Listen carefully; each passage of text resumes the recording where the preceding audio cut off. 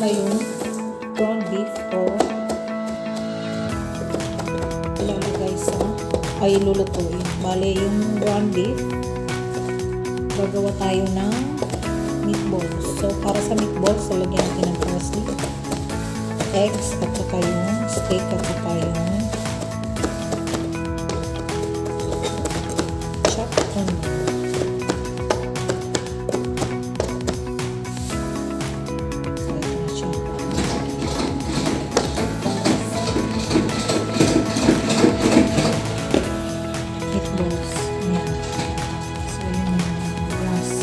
Ground beef.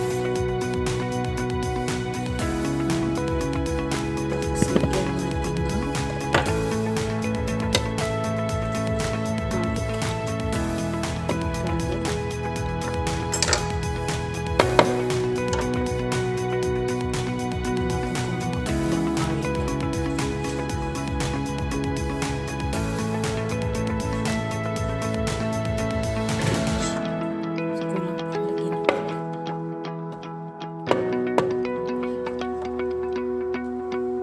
Tapos yung cheese, 1/4 cup na cheese, 1/2 yan, so kalahati yan.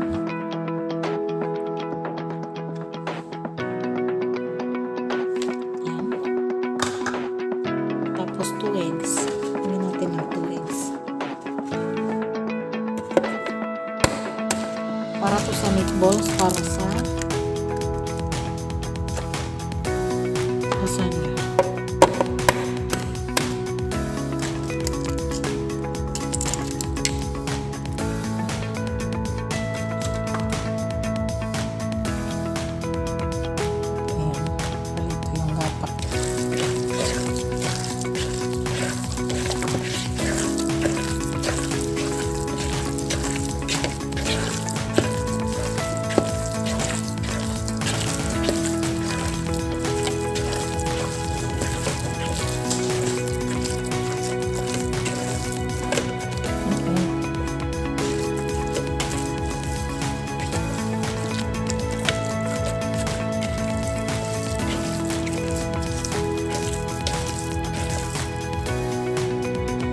Tapos, i-shape daw into balls. So, i-shape natin siya into balls. 1/2 cup olive oil. Lasagna. Gawa tayo ng sauce sa lasagna.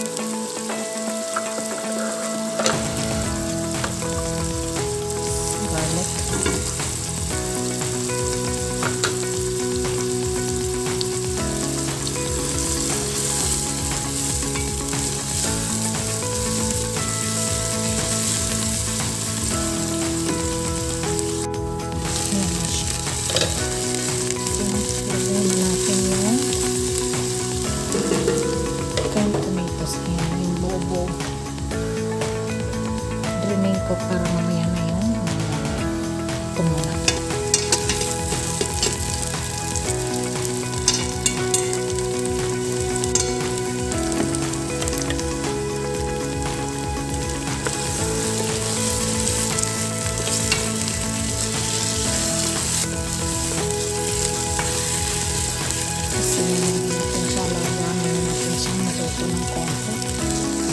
Tapos i-dagdag na natin yung sabaw, yung juice.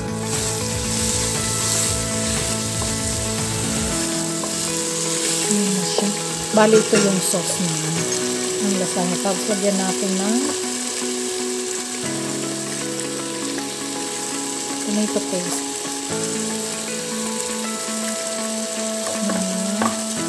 2 tablespoons na tomato paste.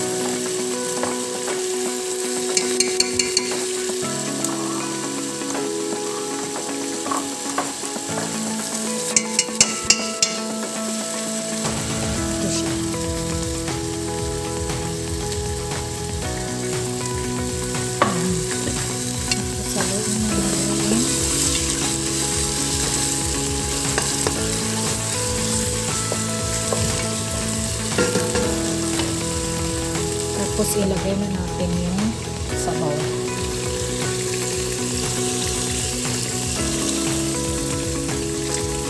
Tapos lagyan natin ng tubig.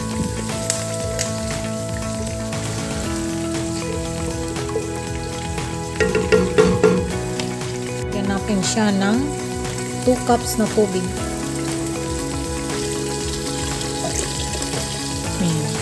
Tapos, pakuluin ng 1 oras daw. 1 oras. Sauce lang yan ha. Tapos yung sausage yan, lalagay yan dito mamaya. Tapos yung meatballs. Ayan. Iba kasi ito eh. Napaka-komplikado pero matrabaho siya pero sa recipe kasi ito eh.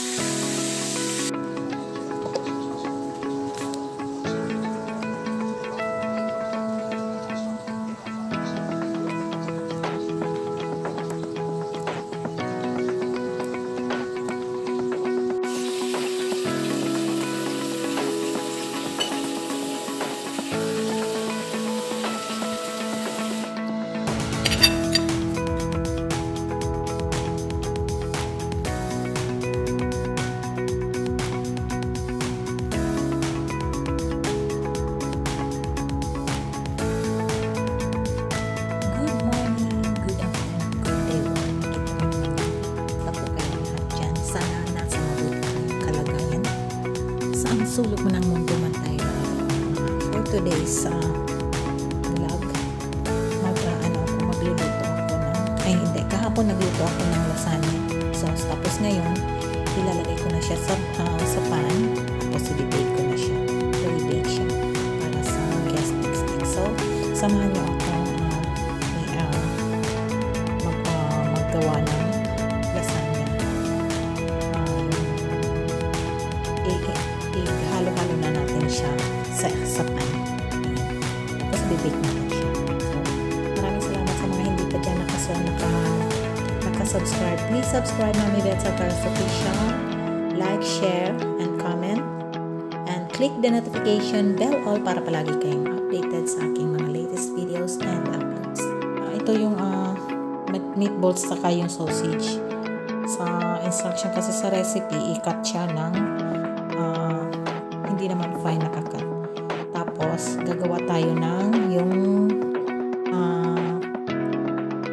para sa lasagna, yung mixture ng mozzarella cheese saka ricotta saka yung lalagyan ng ito. Kaya kasama niyo ako. Start na gawin na natin yung ating lasagna. So dito sa bowl na ito, i-mix natin yung pasta, 2 eggs,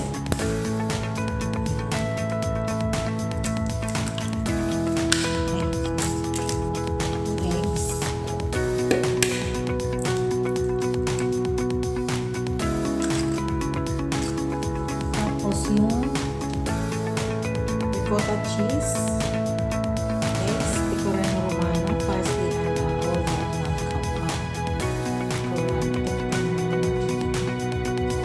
mimix muna natin yung parsley, 2 egg, pecorino romano cheese, 2 cups, saka yung mozzarella na 3 cups, saka yung natin siya dito.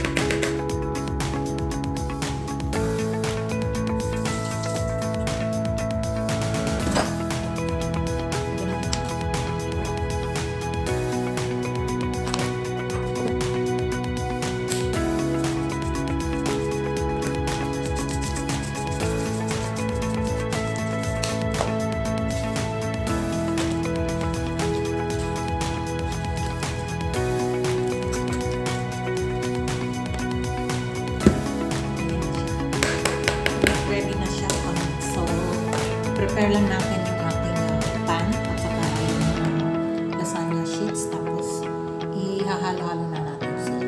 Ano natin yung pan natin.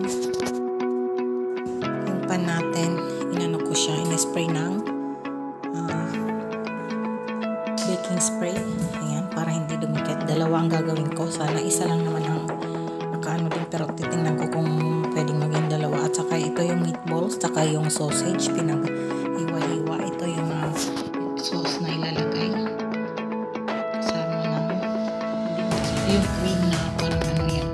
Pinag-halo-halo ng cheese. Ayan. Tapos ito yung sauce na ilalagay natin. So, start na tayo magawa. Pagsama-samahin natin, tapos i-bake natin ng 350. Ano na siya, hindi na siya lulutuin, diretso na siya. Luto na siya, ready to bake. Ready to bake na siya. So, yung gagamitin natin. Ito. Tapos yung pan. Dalawa. Yung sauce. Tsaka yung lasagna sheets. Ready to bake na siya, hindi na siya lulutuin.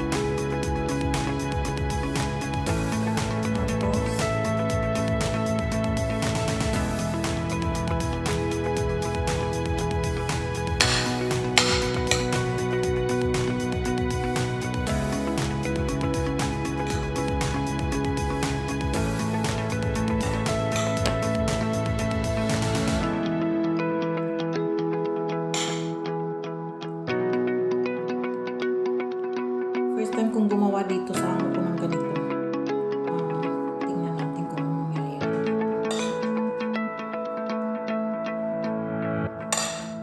Sana maging okay siya.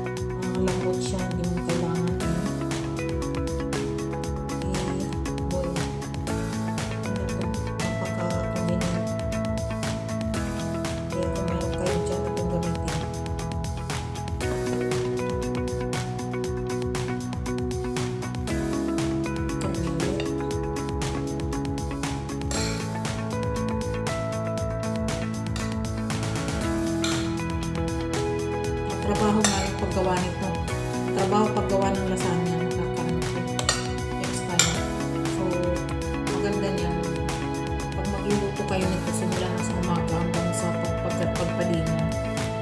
So, umaga ko magsisimula kasi magagawa ka pa ng sauce eh. Magagawa ng sauce.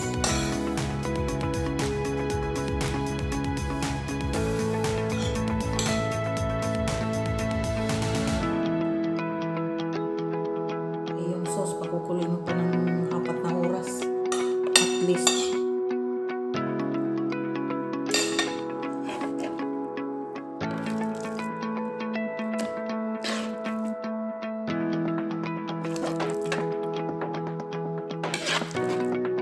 Well, custard na tapos i-spread mo na lang siya. Tapos ka na. Spread.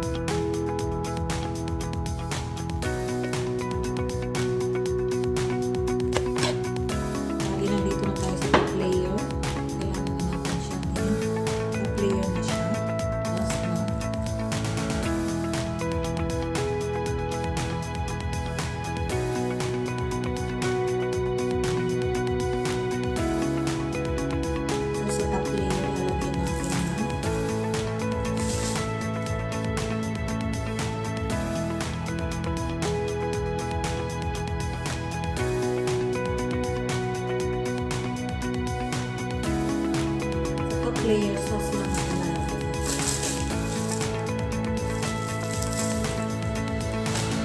Sauce lang ang nilalagay sa top layer.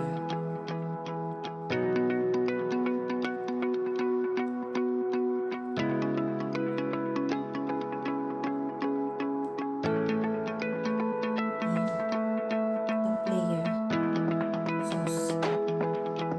So lalagyan natin ng sauce.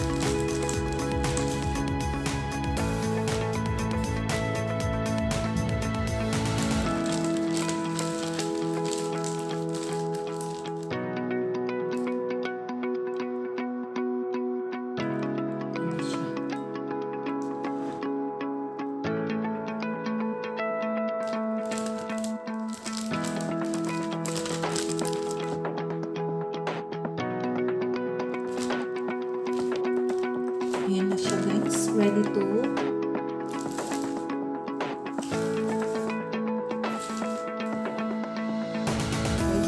to bake na po siya. Ayan na siya. Ayan. Ready to bake na po siya. Bali dalawa. Linisan lang natin siya sa gilid.